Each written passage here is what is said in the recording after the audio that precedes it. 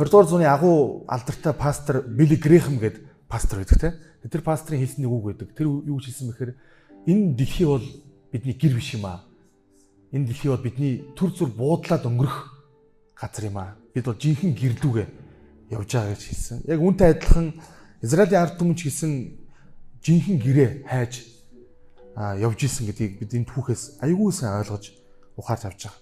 Израилийн ард түмэн Египтээс гарснаас хойш 3 дээгүр өнгөрөх баяр тэмдэглээл яг амлагдсан Канаан нутгийн ирмэг дээр ирсэн баг. Хамгийн ихний дээгүр өнгөрөх баярыг Египтэд тэр шөнө тэмдэглээд гараа ирсэн тий. 2 дахь дээгүр өнгөрөх баярыг тэд Синай уулан дээр тэмдэглэсэн баг. Харин 3 дахь дээгүр өнгөрөх баярыг тэд яасан бэхээр Кадиш гэж нэрлэдэг байгаа нөгөө Мойсегийн чулуу цогсон тий. Яг тэр газар тэмдэглэсэн. Үндсэндээ энэ юу гэсэн бэхээр 3 жилийн дотор 3 жил гэдэг маань яг бүтэн 3 жилийг хэлээгүй шүү. 3 жилийн дотор тэд амлагдсан газрын ирмэг дээр хүрээд ирсэн гэсэн үг. Ийм богинохон хугацаанд амлагдсан сүү балаар бэлгсэн газар очих боломжтой байсан боловч Бурхан тэднийг 40 жил цөлөөр явуулах ийм шийдвэр гаргасан байна. Библиэлд үгүйснээр энд юу гэж хэлсэн бэхээр хориг уул, хор уул гэдэг ийм хоёр уулын нэр гарч байгаа. Хориг уул маань бол бидний маш сайн мэдэх Синай уул юм байна. Энэ уулын хоёр талыг ингээд хоёр талаас нь харснаар нэрлэдэг. Баруун талаас нь бол хориг гэж нэрлэдэг. Зүүн талаас нь Синай гэж нэрлэдэг. Хориг гэрэг нэр маань болохоор утга нь нар гэсэн утгатай. Дулаан, ээлтэй ийм дулаахан нар гэсэн утгатай.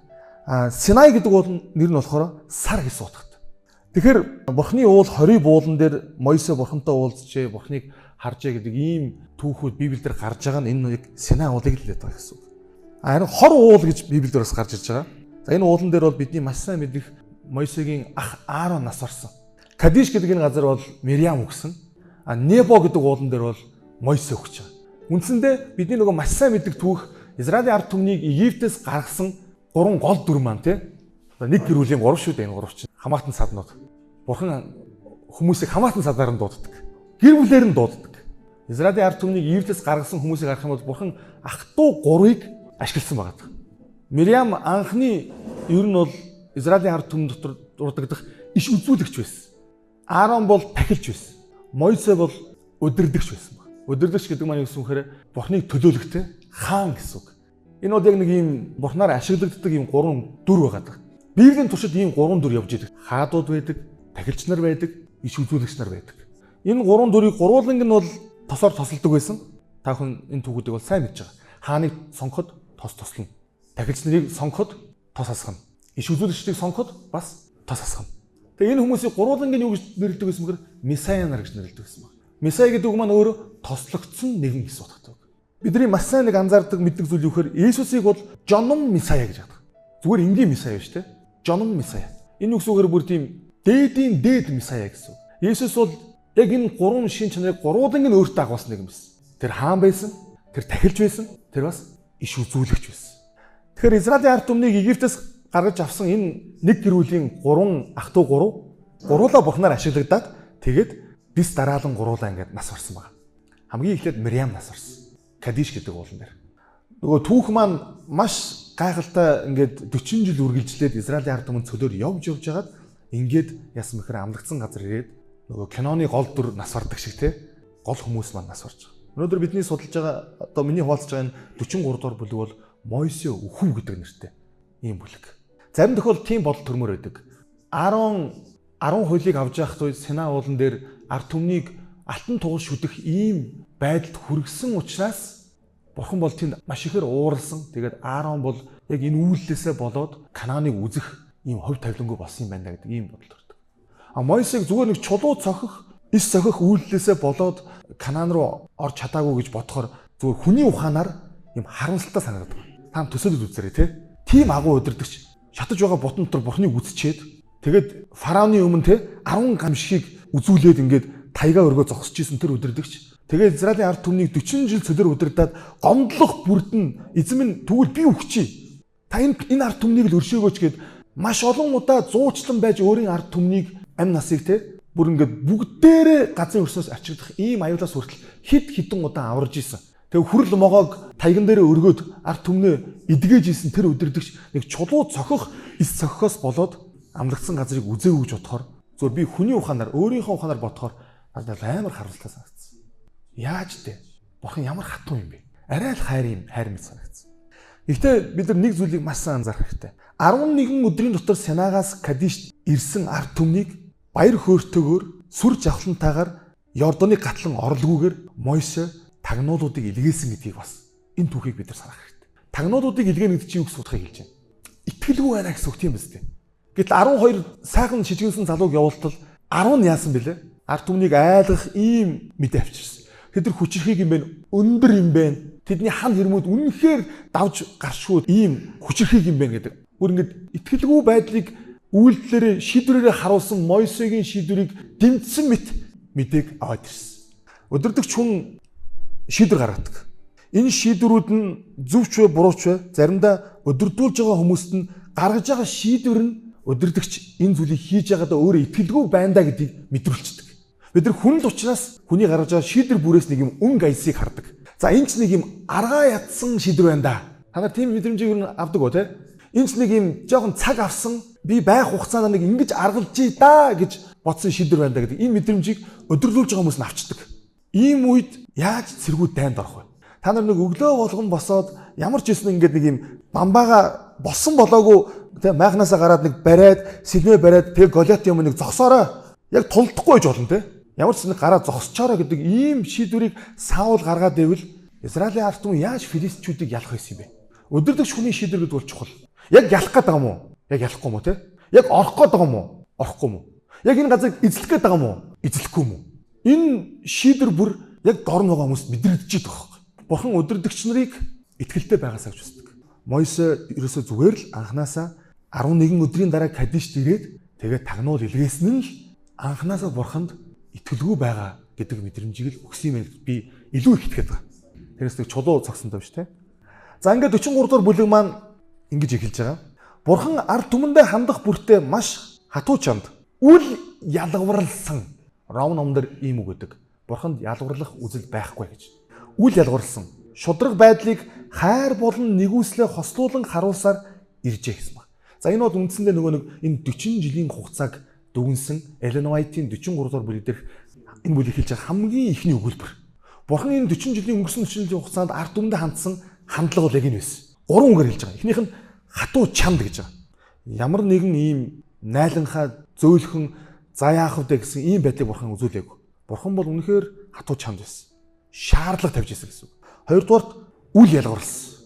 Мойсе тэгж хэлдэг. Таны өмнө ийм гим нүгэл одоо бузар мөг үзүүлсэн намайг та шийтгэж гэд Мойсе хэлэхэд яг ийм байдлыг үзүүлсэн бүхэн шийдэгдэх болно л гэж хэлсэн байна. Ялгаагүй би бол хэн нэгэн хүнийг ингэж ялгуурлаж шийтгэдэггүй гэж хэлсэн байна. Гуравдах нь шудраг байдлыг юугаар харуулсан гэхээр хайр болон нэгүслээрээ хослуулан харуулсан гэж хэлсэн байна. Дандаа ийм шудраг гэдэг бас ийм хитийдсэн хатуу чанд байсангүй. Бурхан яг энэ бүхэнтэй зэрэгцээд юу харуулж ирсэн гэхээр хайр нэгүслээ бол ингээд тултал бүр хамгийн харуулж болохоор 40 жилийн хугацаанд харуулсан байна. Израильчууд Египтээс гараад Канаан орох хүртэл 6 цөлөөр аялсан байдаг. Ихэвчлэн бүгдийг нийлүүлээд энэ Синай хойгдох цөл гэд нэрлэждэг. Гэхдээ яг аяллаа судлахаар 6 янзын цөл байгаа. Энэ 6 цөлийн нэр нь Шур, Итам, Зин, Синай, Паран, Син гэдэг ийм 6 янзын нэртэй цөл. Библийн түүх болгон дээр тэд Параны цөл рүү орлоо. Тэд Зиний цөл рүү орлоо. Тэд Синий цөл рүү орлоо. Тэд Итамын цөл рүү орлоо гэдэг ингээд хэлсэн байна. Энэ 40 жилийн аялал бол Израилийн ард түмэнд хүнд мэт санагдсан ч гэсэн хамгийн их хүнд хэцүү мэдрэмжийг авч ирсэн тэр дүр нь бол бурхан байсан. Бурхан үнэхээр энэ ард түмнийг хүлцэн твчижсэн байна. Тийм учраас бурхан илүү ихээр тэдэнд хайр нэгүслээ харуулах ийм шаардлага гарсан. Бидний маш сайн мэдэх хишлэл өгөхтэй хаана гим нүгэл их байна. Тэнд нэгүсэл ихээр өгөгдөнө гэж. Үнэхээр цөлийн түүхийг судлах юм бол магадгүй Библиэлд өөр хаанч байхгүй. Иесусыг эс тооцвол хаанч байхгүй тийм их нэгүсэл харагддаг. Үнэхээр бурхан энэ ард түмнийг бүр ингээд хамгийн ихээр бүрэн бүтэн Канаанд аваачих хүсэж байгаа тэр эзэн бурхан байна гэдгийг харж байгаа. Нөгөөдөл нэм дуртай дургуун ингээд нэг те гомдлолоо бид нь мах хэрэгтэй байна, ус хэрэгтэй байна, хоол хэрэгтэй байна ингээд яваад байгаа ийм хүмүүс харагддаг. За ингээд гол дүрийн эцсийн амьсгалаа авах үхэх энэ цаг мөч ирсэн байна. Мойсегийн үхэл.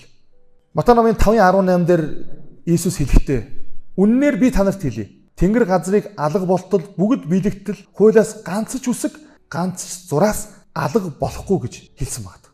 Энэ бол гим нүглээс болж өгөж байгаа хүн төрлөختнийг аврахын тулд Бурхан химжээшгүй хайраа өөрийнхөө хүүгээр харуулсан. Тэгээд хүүн энэ дэлхий дээр эцгийнхээ зан чанарыг харуулахаар эрэхтэй юуг дагаж мөрдөж байсан бэ? Эцгийнхээ зан чанарыг харуулахдаа баримталжсэн зарчмыг хэлээд байгаа. Хуулийг дагаж мөрдөж эцгийн зан чанар харагддаг гэдгийг хэлээд байгаа.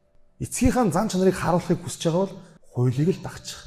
Тэрээр төвчээр хайр нэгүслийг хослуулан гим нүгэлтнийг өөр дээрээ ирүүлэхээр урин дуудаж гимт хүнийг уучлал, өршөөл, амар тайвныг авахыг санал болгодог. Нэгэн нэгүслийг үл таамсрагчдын дээр шүүлтэ буулган хараагдахста надаас зайл гэж хэлэх болно. Библи Бурхныг зөвхөн өр нэмгэн эцэг хүнээр бус мөн шудраг шүүгчээр дүрслэн харуулсан байдаг юм аа. Тэрснөө бидний маш сайн мэдэх Эвдэс гарсан номдэр бол эцгүүдийнх нь шийтгэлийг хүүхдүүдийнх нь 3 4 дахь үе дээр нь буулгах болно гэдэг ийм хатуу амлалт 10 хуулин дээр ч байгаа. Эвдэс гарсан номны 34 дугаар бүлэг дээр ч гэсэн бас дахин Бурхан үнийг давтсан байдаг. Тэгэхээр аливаа ямар нэгэн хийсэн алдаа гин буруу зөвхөн тэр хүнээр ингээд дуустдаггүй маа гэдэг энэ ойлголт бол ингээд Библи бол хатуу дурддаг. За ингээд Мойсег Бурхан Небо гэдэг уулан дээр аваачиж эцсийн удаа Ирихогийн эсрэг орших Писга оргил дээр аваачаад ингээд эцсийн удаа өөрийнх нь ард түмнийг харуулсан байна. Энэ Эленойт ингэж хийсэн. Тэрээр бүтээгчийн гарт ам амьдралаа даатахаар явжээ. Мойсе өвхөлтэй ганцаар нүүр тулахаар явж байгаа мэдэж байла. Түүнийг сүүлчийн цаг мөчөө үдэхэд найз нөхдөнд дагалдан явах ёсгүй байваа гэсэн байна. Яа, ямар хатуу, ямар хэцүү хувь тавилан байна. Таны одоо ажил явдал дээр хин ирэх бол гэж бодож үзсэн байна уу? Энэ боддсон билээ те. Хин ирэх бол, хин ирэхгүй бол. Надад ирэх бол гэдээс илүүтэйгээр те. Ирэхгүй гаруудыг ингээ бас бодмоор санагдаа те. Тэр ч яг ирэхгүй дээ. Амьд байх түн ингэж хандж исэн үү? Эсвэл эсрэгээрээ сайвширхаад хүрээд ирэх юм болоо те. Хамгийн түрүүнд толгоо харалдаа, миний тэргүүн харалдаа зогссон байж ах юм билүү те мэдгүй. Библи бол яг ингэж хэлсэн. Тэрний үхээр Мойсегийн булшийг ямарсан дэд тул номыг бичиж хахад хинч бидний одоо амьдарч байгаа үед мэдэхгүй гэж тодорхой хэлсэн.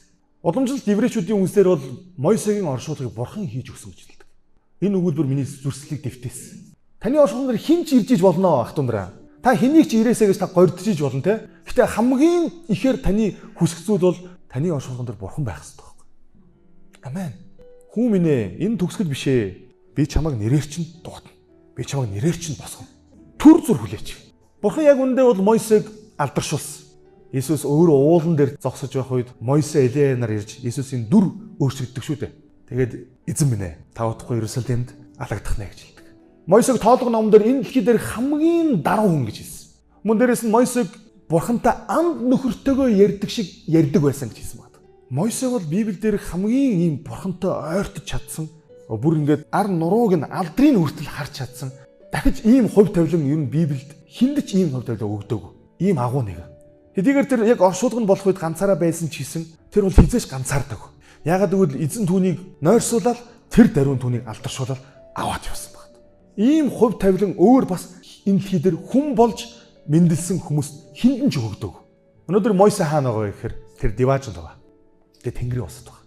Түүний хийсэн үйлдэл, түүний хийсэн гавья зарим нэг талаараа алдаа дутагдал гэж хэлж болох зүйл байсан ч гэсэн Мойсе үнэхээр өөрийн ард түмэнд тэр анх дуудагдсан дуудлагаасаа эхлээд өөрийн ард түмнийг үнэхээр гайхалтайгаар хончилж чадсан. Бүрэн бүтнээр нь цөлөөр авч явсаар хонин сүргээ хэдийгээр Йорданы гатлан явж байгаа Канаан руу орж байгааг харж чадаагүй ч гэсэн энэ хончин үүргээ биелүүлсэн байна. Өнөөдөр Бурхан биднийг бас өөрийн хонин сүргийг удирдуулахаар сонгосон. Хончноор дуудсан. Удирдагчаар дуудсан. Мандаалагч нараар дуудсан. Бурхан бидэнд нэг л даалгавар өгсөн байна. Энэ даалгавар бол бүр юунаас чухал хамгийн дээд даалгавар. Үүнийг давах даалгавар гэж байхгүй. Танд өгөгдсөн, танд харьяалагдсан тэр хондийг л Канаанд оруулах. Мойсегийн хамгийн ихээр баярлж исэн зүйл нь тэр байсан байна. Ард түмний үед бол маш юм хэцүү байсан гинэ. Эленойт ингэж хэлсэн. Тэд өөрсдийнх нь хийсэн алдаа, гин буруу нүглээс болж удирдагч нь Канаан руу нэвтрэн орч чадахгүйг хараад өөрсдийгөө зүхэж байлаа гэж хэлсэн байна. Ард түмний үед үнэхээр хэцүү байсан. Яагаад Мойсе орохгүй байгаа юм бэ? Хоорондоо бүгд ярилцсан, асуусан. Бурхан маш тодорхойгоор хэлсэн. Энэ бол та нарын хатуу хүзүү, та нарын гомдлол, та нарын гин нүглээс болсон юм. Харин Мойсегийн эсрэгээр яг энэ филинг бүр яг эсрэгээр байсан. Ард түмэн нь эсэм энд цөлд үхэлгүйгээр, харь үндэстнүүдэд дарлагдаж эзлэгдэлгүйгээр бүрэн бүтэн Канаан руу орж байгаа нь Мойсегийн үед хамгийн том ад жаргал байсан. Илоной тэгж хэлсэн байна. Гэвч Мойсе бурханд итгэхэд суралцсан тул ямар ч эргэлзээгүй итгэлээрээ ард түмнээ бурхны хайр нэгүсэлд даатгалаа гэж хэлсэн байна. Мойсеийн хүү хамгийн сүүлийн удаад цугласан ард түмнийхээ өмнө зогсвоо. Илонойтын хэлсэн энэ бүлгийг уншиж байгаад надад мэдрэгдсэн хамгийн хэцүү өгүүлбэр нь дараагаар нь Мойсе ард түмнээсээ холдож дууга хураан уул руу ганцаар алхан одгоо гэсэн баг. Хүн дасдаг юм байна л да. Хүн учраас дасдаг. Бид нар 40 жил цуг явах тухай 4 өдөр нэг өрөөнд хуваарлагдчихаар дасчихдээ шүү дээ. Тийм ээ? Мойсегийн сэтгэл зүрхийг тухайн үед мэдэрч ирсэн зүйлийг ингээд ойлгохыг хичээх бүрт бид тийм цаг гаргадгүй юм байна гэдгийг мэдэрсэн. Ягаад ч хамгийн ихээр үзэн яддаг, хамгийн ихээр буруутгадаг, хамгийн ихээр дургу хүмүүстэй ч гэсэн бид нар дасцсан байдаг. Яг үнэнд. Энэ бол бурхны хүмүүнд өгсөн хайр гэдэг зүйл байхгүй. Энэ хайр байгаа учраас л бид нар эзнийг хайрладаг. Заримдаа бидний дотор үл ойлголцох байдлууд байдаг. Хүлээн зөвшөөрдөггүй, гаргасан шийдвэрүүд нь дургуутсдаг, эсвэл гомдолдог ийм зүйлсүүд байдаг. Цаг хугацаа ямар нөхцөл тохиолдохоос шалтгаалаад хин нэгэнтэй бид нар дайсан мэт дууга хураан дуурахгүй өнгөрөх ийм үе байдаг. Зарим тохиолдолд тас тэрвэрлдээд хайртай шүү гэж хэлмээр санагдах ийм үе байдаг. Яг нэг ижил хүнд тэр хүн өөрчлөгдөв. Нөхцөл байдал өөрчлөгдсөн байдаг. Гэхдээ нэг үнэн зүйл нь юу гэхээр бид дасцсан байдаг. Бид хайртай болсон байдаг. Таныг хайрлахгүй байгааг мэдрээд байгаа мөртлөө цуг байгаад байгаа учраас бид нар тасцсан байдаг. Энэ бол цаг хугацааны биднийг ингээд засаж аажмаар хин нэгнийхэн өөтөө буруу талыг харахаас илүүтэйгээр яг байгаагаар нь хайрлал энэ манай доогийн маань юм биш дээ гэж хардаг ийм хайртай болчихдог байхгүй. Мойсегийн яг л ийм хайрыг мэдэрсэн байсан. Ард түмэн ч гэсэн агуу удирдагч нүдэн дээр нь заримдаа ууралдаг, зэмэлдэг ч гэсэн тэр удирдагч нүдэн дээр нь байгаа нь тэдэнд хамгийн том арын даасан, батлан даасан тэр нэгэн шиг мэдрэгддэг байсан байна. Гэхдээ түүх бидэнд нэг зүйлийг харуулдаг нь цаг нь ирэхээр хагацах гэдэг зүйл, салах гэдэг зүйл байд юм байна. Энэ үнэхээр хэцүү байна гэдэг юм дөрөс. Бид ч гэсэн одоо тэгээд сүм маань 30 жил болж байна. Тун утахгүй тэгэл нэгнийгээ алдаад тэгээд тэр цаг хугацааны ирэхэнд дасцсан хайртай болцсон гэдгээ илүү ихээр мэдрэх тийм өдрүүд ирнэ. Тийм учраас би та бүхэнд урайлмаар. Та илүү ихээр хин нэгнийг хайрлахад цаг гаргаач. Хайртай байгаач. Хайрлах үйлдэлүүдийг илүү их өөрөөсөө гаргаач. Үзэн ятхаас үлдэхэр хайрлаач. Мойсегийн үхэл бол ард түмэнд маш их зүйлийг бодулсан. Энэ мэдрэмж том хагацл байгаагүй. Харин илүү ихээр тэд ямар агуу өдөрдөгчтэй байсан юм бэ гэдгээ мэдрэх бас тунгаах ийм цаг үеийг өгсөн байна. Мойсе Христийн бэлэг тэмдэг байв. Тэрээр Израильчуудад хандан эзэн бурхан чинь чиний төлөө та нарын дундаас ах дүү нарын чинь дотроос над чиг нэгэн иш үзүүлэгчийг гаргаж ирнэ. Та нар түүнийг сонсогтун химээжээ. Бурхан Мойсегээр Израилийн ард түмнийг дэлхий дээрх Канаан руу удирдуулахын тулд түүнд зовлон бэрхшээл, ядуу зүдүү байдлыг мэдрүүлэх нь зүйтэй гэж тооцжээ. Харин Бурханы ард түмэн Израильчуудыг Тэнгэрийн Канаан руу хөтлөх удирдагчийн хувьд хүний сургаалаар бэлтгэгдэж заалах шаардлага байсангүй. Гэхдээ аврагч маань зовлон бэрхшээлээр дамжуулан төгс болгогдсон ба тэр өөрөө соригдсон зовлон эдэлж байсан тул сорилтод оростод тусалж чадна гэж Еврей номдор хэлсэн байна. Бидний аврагч эзэн маань игэл хүний адил сул дорой төгс бус байдлыг харуулж байгаагүй. Гисэн хэдий ч биднийг амлагдсан газарт оруулахын тулд амиа өргөсөн юм а гэсэн. Эленоотхын энэ бүлгийн төгсгөлд Мойсегийн үхлийг Есүсийн үхэлтэй зүйрлсэн. Бид нар ч гэсэн биднийг Канаанд оруулахын тулд өргөгдсөн золиос ам гэж байд юм шүү гэдгийг Эленоотхоос санаасан баг. Мойсегийн өмнөөс харамсан харуулсал Есүсийн өргөсөн өргөлтөй харьцуулж шүү.